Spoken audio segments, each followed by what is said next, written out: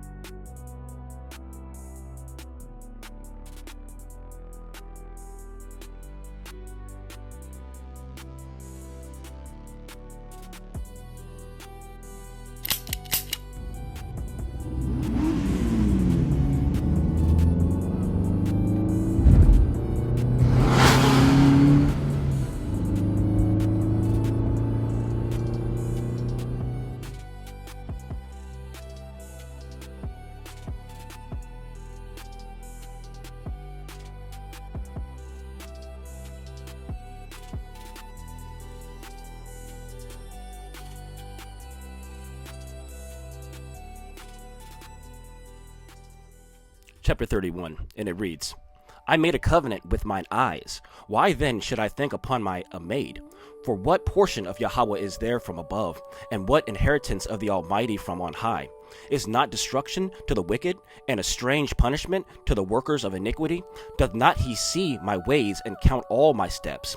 If I have walked with vanity, or if my foot hath hasted to deceit, let me be weighed in even balance, that Yahweh may know mine integrity.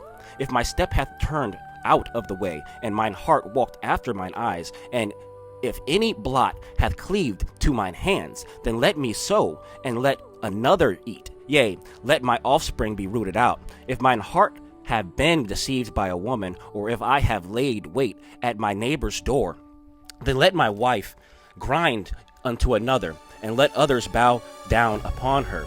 For this is an heinous crime. Yea, it is an iniquity to be punished by the judges. Verse 12. For it is a fire that consumeth to destruction, and would root out all mine increase. If I did despise the cause of my manservant, or my maidservant, when they contended with me, what then shall I do when Yahweh riseth up? And when he visiteth, what shall I answer him? Did not he that made me in the womb make him?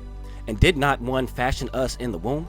If I have withheld the poor from their desire, or have caused the eyes of the widow to fail, or have eaten my morsel myself alone, and the fatherless had not eaten thereof, for from my youth he was brought up from me, with me, as with a father, and I have guided her from my mother's womb.